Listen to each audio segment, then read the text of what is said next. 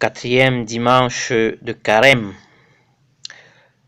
L'évangile de ce quatrième dimanche de Carême est l'évangile selon saint Jean, chapitre 9, versets 1 à 41. S'il fallait donner un titre à ce quatrième dimanche de Carême, je proposerais comme titre « Dimanche de la vue neuve ». Dimanche de la vue neuve. Le texte commence en disant que Jésus, à son passage, vit un homme, un aveugle de naissance. Jésus le voit. Évidemment, cet homme ne voyait pas. Donc, c'est Jésus qui le voit. Et à la fin du texte, l'évangéliste nous dit que après que cet homme aveugle de naissance ou un ex-aveugle de naissance ait été jeté hors du temple, Jésus le voit. Nous avons le regard, la vue de Jésus au départ, le regard de Jésus au début et le regard de Jésus à la fin.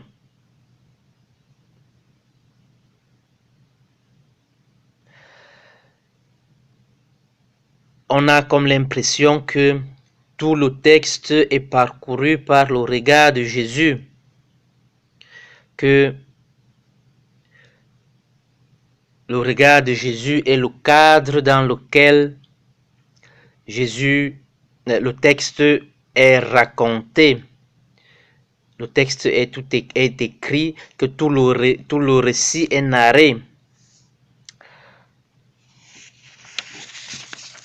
Jésus voit cet homme aveugle de naissance et les disciples lui posent une question qui a tout son sens et tout son poids pour la culture et la mentalité du temps de Jésus,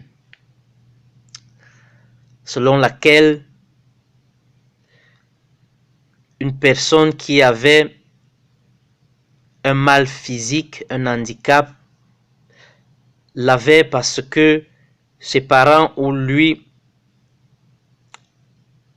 ont péché. Et donc, c'était un mauvais sort que Dieu réservait à ces derniers. Mais Jésus répond aux disciples en disant que ni lui, ni cet homme aveugle, ni ses parents ont péché. Et que la maladie qui lui est arrivée, qui arrive dans la vie de l'homme, n'est pas la conséquence d'un péché commis et donc un mauvais sort de la part de Dieu. Mais dit que Dieu transforme cette maladie en quelque chose de plus grand.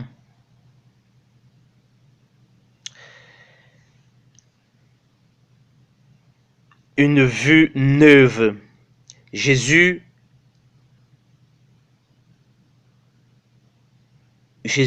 amène les disciples à avoir une vue neuve sur la figure de Dieu, une vue neuve sur les hommes, sur l'histoire, sur la vie, sur ce qui arrive aux hommes, sur les hommes qui vivent autour d'eux, une vue neuve. Le texte nous dit que Jésus fait de la boue et l'applique, le met sur les yeux de cet aveugle, l'envoie se laver à la piscine de Siloé, et puis ce dernier après avoir fait ce que Jésus lui a recommandé, il voit.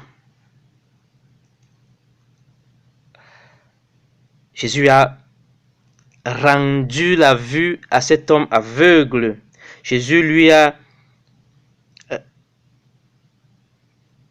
restitué une dignité, sa dignité d'homme.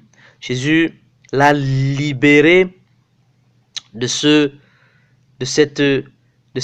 maladie, de cet handicap qui l'a mis en marge de la société, en marge de la communauté religieuse, parce qu'il était un mendiant à l'entrée du temple. Et vu que la mentalité de ce temps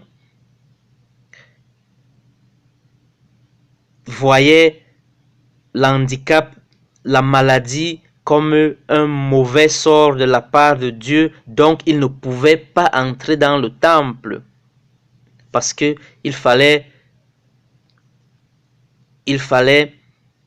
tenir éloigner le pécheur. Donc Jésus rend la dignité à cet homme, le rend libre, un geste louable, un geste qui doit être l'objet d'une fête, parce qu'un frère, un ami, un homme a été rétabli dans sa dignité et a acquis la liberté. Mais non, ce geste de Jésus deviendra un geste problématique pour les hommes religieux de cette communauté. Pour comprendre la problématique de ce geste,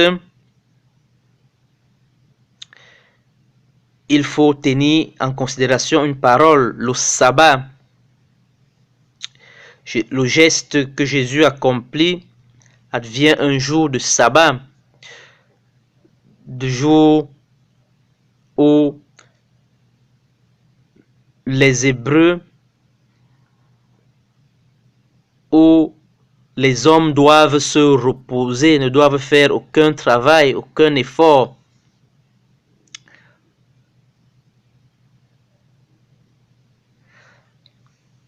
Les Juifs, donc, font de ce geste un problème parce qu'ils défendent le respect du sabbat. Ils sont autant obstinés dans leur défense du sabbat, dans leur défense de Dieu, parce que c'est une loi religieuse donnée par Dieu, qu'ils ne sont pas capables de voir l'humanité de cet homme-là, de voir la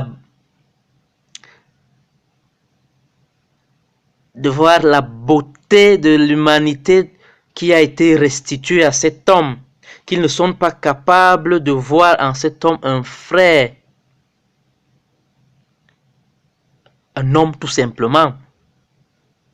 Ils sont autant obstinés qu'ils n'arrivent pas à voir que effectivement il s'agit d'un geste divin, parce que la boue,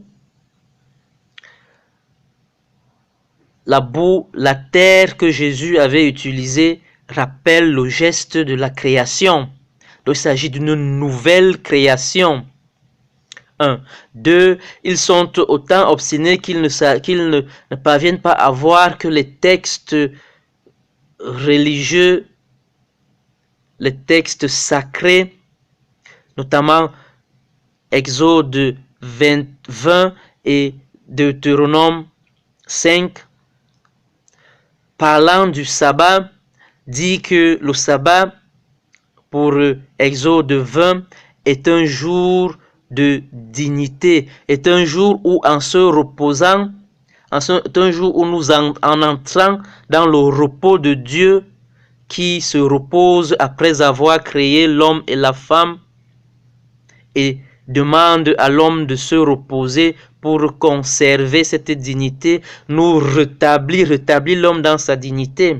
C'est un jour de libération pour Deutéronome parce que le 7e jour, Dieu se repose et demande au peuple d'Israël de se reposer en faisant mémoire du fait qu'ils ont été libérés de l'Égypte.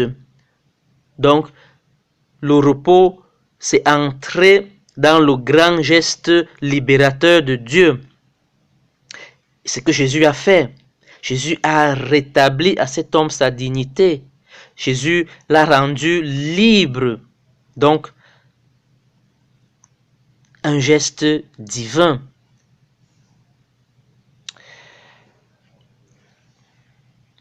Alors, parcourant ce texte face aux paroles, aux mots que cet homme,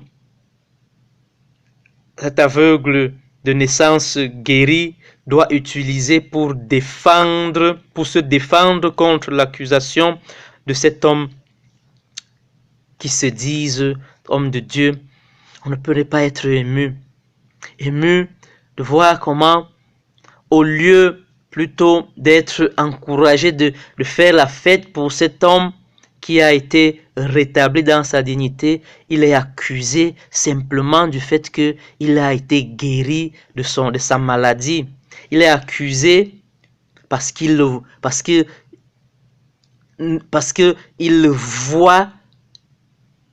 parce que il ne voyait pas et maintenant il voit. Voilà ce pourquoi il est accusé et il doit se défendre. Cet homme, cet aveugle guéri, qui à peine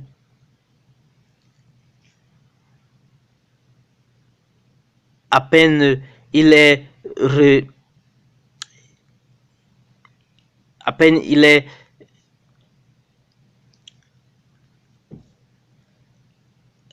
eu la possibilité de voir, à peine ses yeux ont été ouverts, il a été porté, amené au temple pour voir, pour décider si ce geste était un geste selon la loi ou pas. C'était un geste qui respectait la loi religieuse du repos du sabbat ou pas.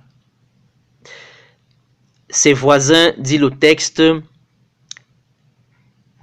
après qu'il ait été guéri, se posent la question de savoir si effectivement c'est lui, parce que c'était surprenant que cet homme qui mendiait, cet homme qui était aveugle, et maintenant il voit. Les uns disent que c'est lui, d'autres disent que il ressemble à cet homme. Et lui, sa première défense, c'est pour affirmer son identité. C'est bien moi. C'est bien moi.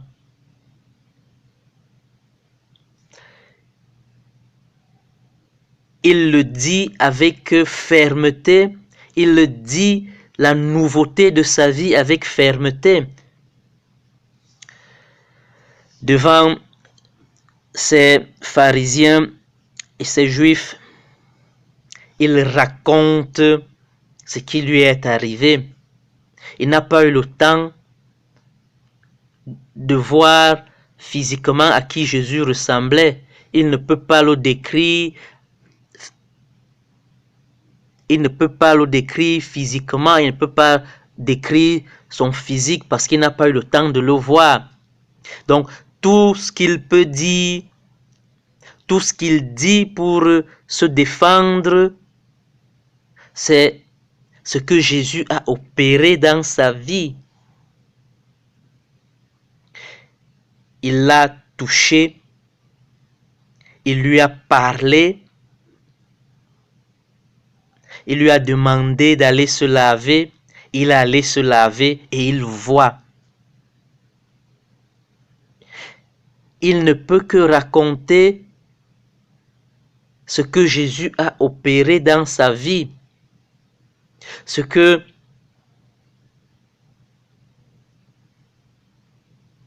Jésus qu'il a rencontré a fait pour sa vie. Il raconte la nouveauté de sa vie après que Jésus l'ait rencontré. Il n'a pas d'autres détails à fournir sur l'aspect physique de Jésus parce qu'il n'a pas eu le temps de le voir.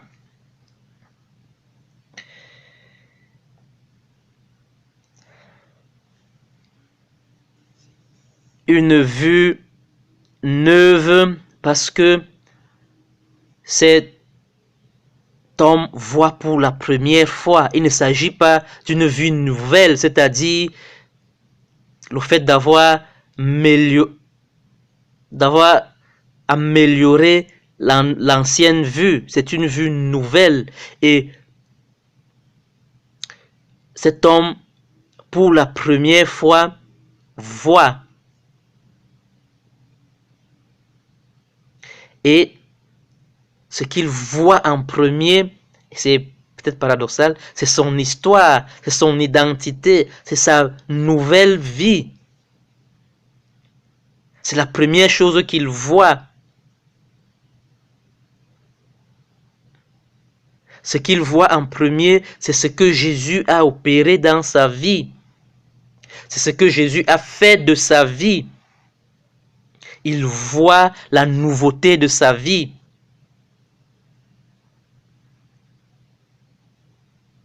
Il voit certainement d'une façon différente Dieu. Il voit Dieu différemment de comme ces hommes qui voyaient déjà, ces juifs et ces pharisiens qui voyaient le voir. Et il voit Jésus différemment de comme ces pharisiens et ces juifs le voyaient, comme pour eux c'était un pécheur. Et Dieu était celui qui envoie un mauvais sort pour punir le pécheur. Mais l'aveugle guéri voit une vue neuve, une vue différente de la vue des pharisiens et des juifs. Donc, il acquiert une vue neuve. Il a un regard neuf sur sa vie et un regard neuf sur Jésus, un regard neuf sur Dieu, un regard neuf sur la vie. Parce qu'il amène les pharisiens à raisonner. Si c'est un pécheur, alors comment se fait-il qu'il m'ait ouvert les yeux?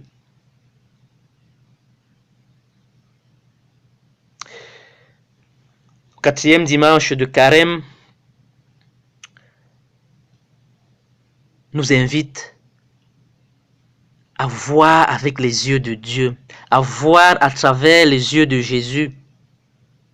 Voir à travers les yeux de Jésus veut dire avoir un regard neuf sur sa vie, un regard neuf sur Jésus, un regard neuf sur Dieu, un regard neuf sur la vie, un regard neuf sur les frères. Voir à travers le regard de Jésus veut dire être rétabli dans notre dignité d'homme et de femme, rétabli dans notre identité de fils et de filles de Dieu, veut dire être libre, libre de de ce qui nous rend esclaves, de ce qui nous rend tristes et malheureux. Parce que alors nous pouvons voir que c'est un choix, c'est une décision qui nous rend tristes et malheureux.